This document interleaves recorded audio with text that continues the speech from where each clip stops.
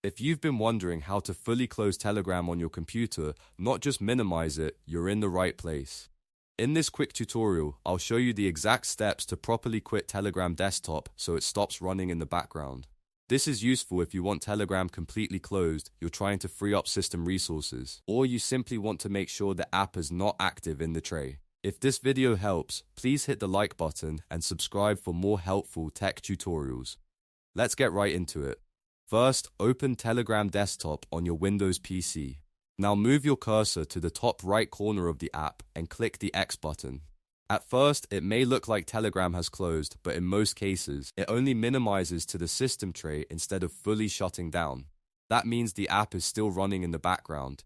To completely close it, look at the bottom right corner of your screen and open the system tray. You may need to click the small arrow if the tray icons are hidden.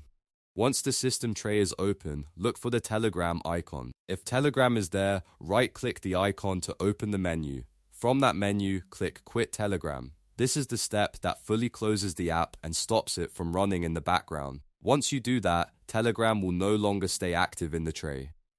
And that's it, you've now fully closed Telegram on desktop.